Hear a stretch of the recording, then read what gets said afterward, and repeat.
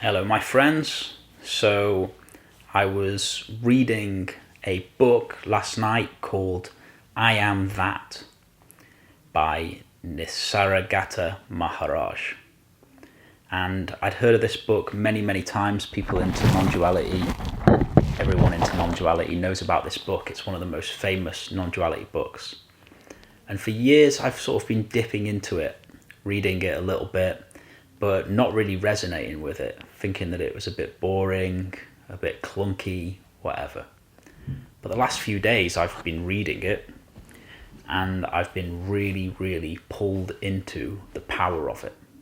I'm finding a deep transmission in this book. And so I'm going to make a few videos just talking about little things that have stood out for me within the book. So one thing that Nisargadatta says, which I haven't heard any other teacher saying, and it's very simple. He says that through doing the practice of self-inquiry, of self-abidance, staying with this sense of I am,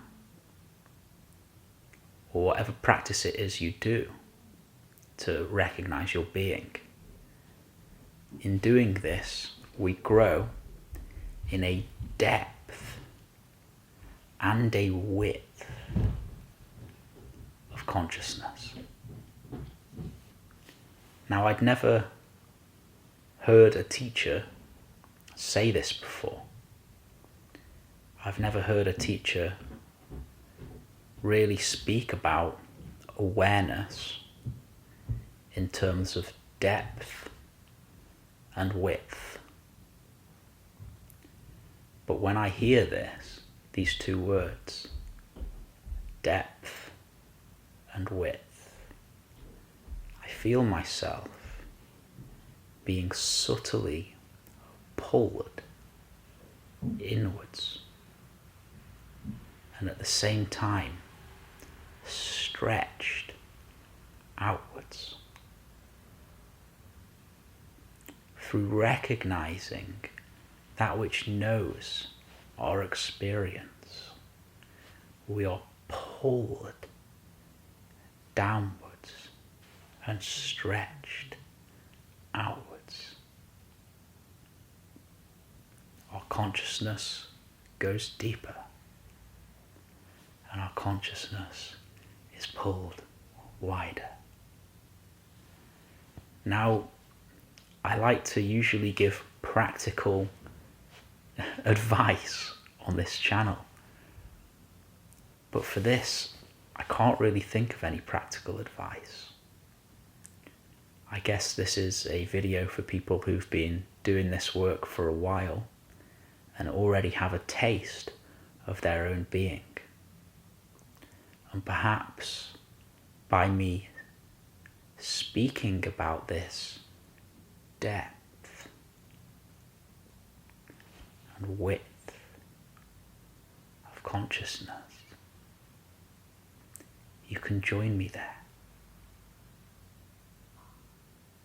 Can you feel?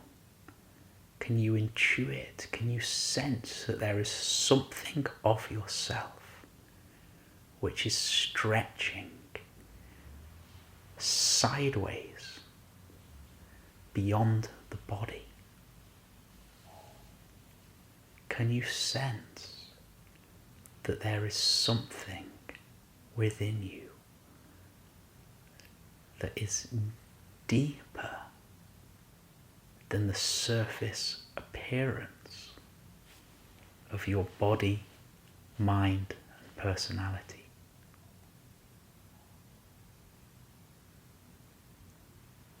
Can you allow yourself to be drawn into that width and depth of consciousness?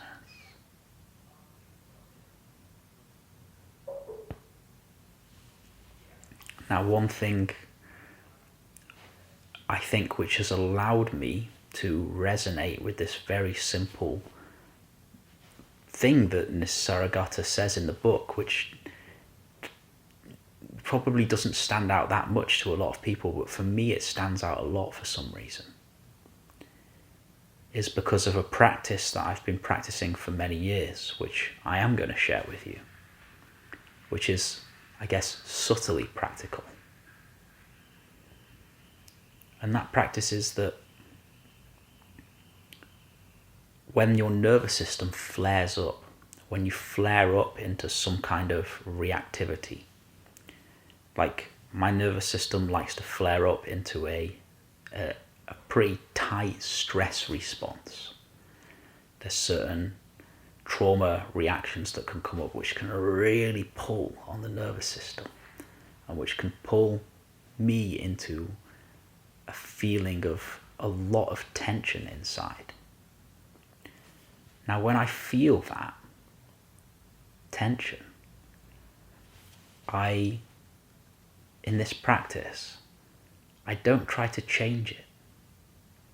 So I consciously allow my nervous system to be as tight as it is.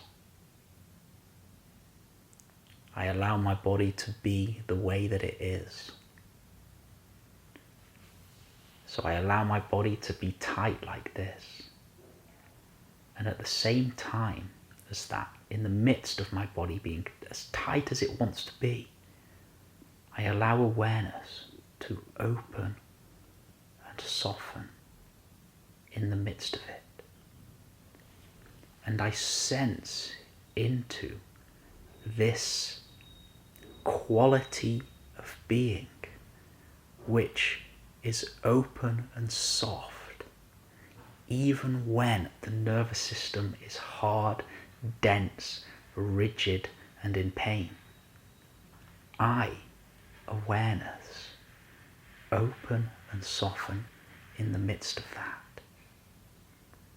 If you can open and soften in the midst of everything holding on, without having to get rid of it, without needing to change it, simply by opening and softening as awareness around whatever is there, in the midst of whatever is there, then you can enter into a deep state of peace and joy and open-heartedness, which is independent of the way that you're feeling.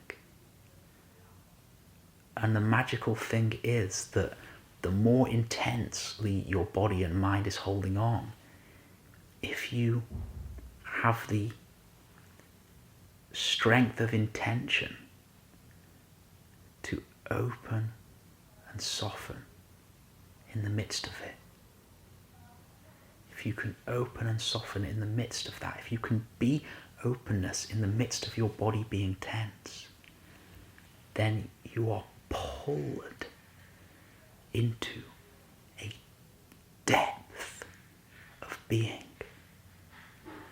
And this well of goodness arises within experience.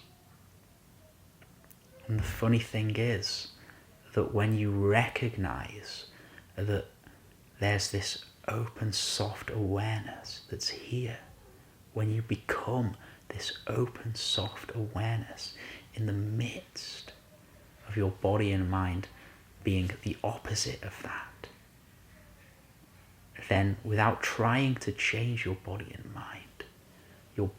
mind are morphed, or they soften, or they become more like what that open, soft beingness is. And there is a depth and there is a width to it. Awakening in the midst of tension, awakening in the midst of immense struggle, brings with it this wonderful depth of consciousness and this wonderful width of consciousness.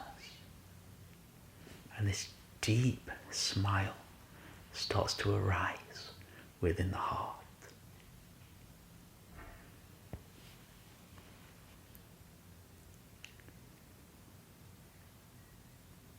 So to simplify this, because I've spoken a lot, I've said a lot of words, very simply, when your nervous system is like this, holding on, you don't have to change it.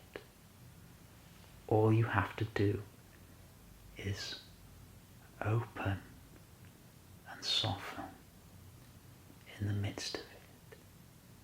Can you, awareness, be open and soft regardless of what your experience within your body and your mind is doing? And that draws you into your deeper resources of being. And that connects you to this deep inner intimacy, this well of goodness, a depth and a width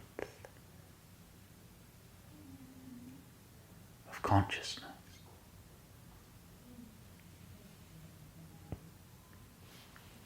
Now, another phrase that stood out for me in I Am That, Nisargadatta's book, and I don't remember the exact phrase, I wish I had the book with me, but it was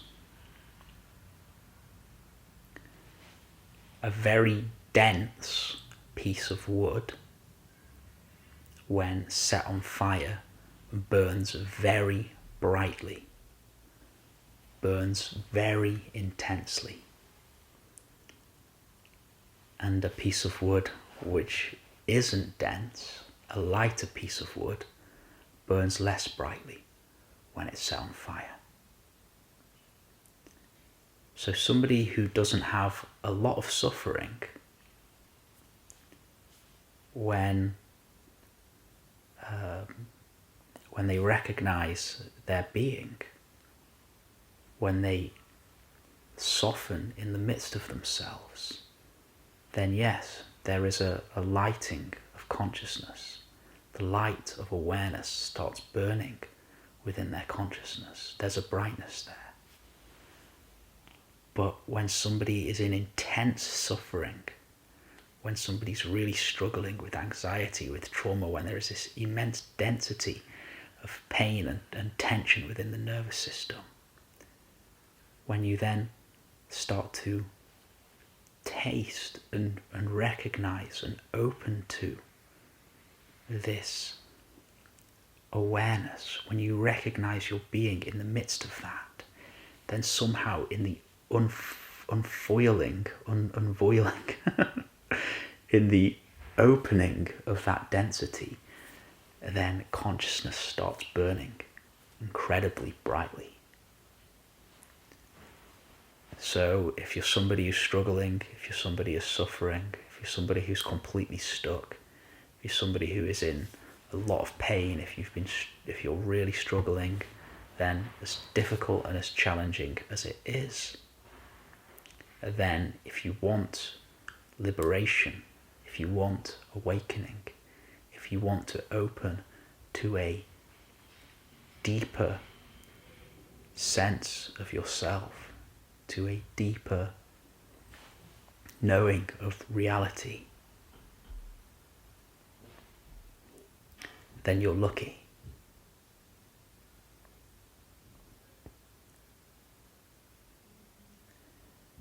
Those who are suffering immensely are often those who come into the brightest state of consciousness.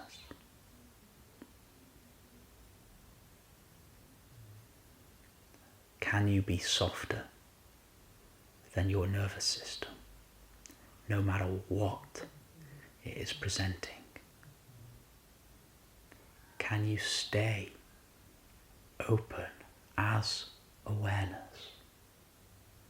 Can you touch into this subtle quality of being, this subtle quality of okayness in the midst of whatever your body and mind is showing you, in the midst of whatever your body and mind is throwing up, in the midst of however tightly your body and your mind is holding on, can you be warmly okay in the midst of this pressure?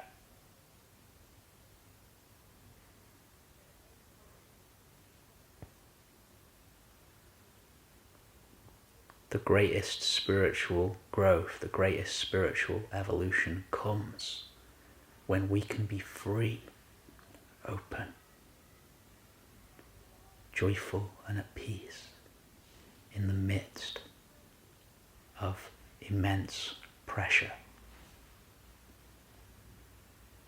That pressure could come in the form of anxiety, depression, pain, heartbreak, nervous system issues, illness, whatever it is, a disastrous life experience. If we can be sweetly rested in the heart, in the midst of that pressure, then we can awaken to this jewel of consciousness.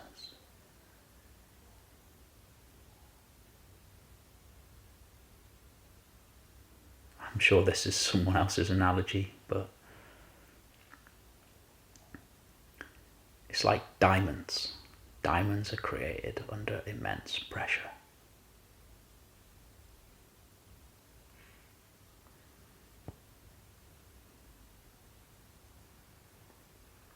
So find something, even if it's small, which is gently, warmly okay, and be in that. Or be just a little bit softer than the struggle of your conditioned self. You don't have to change that conditioned self. You don't have to get rid of that conditioned self. You just have to be a little bit softer, a little bit more open than it.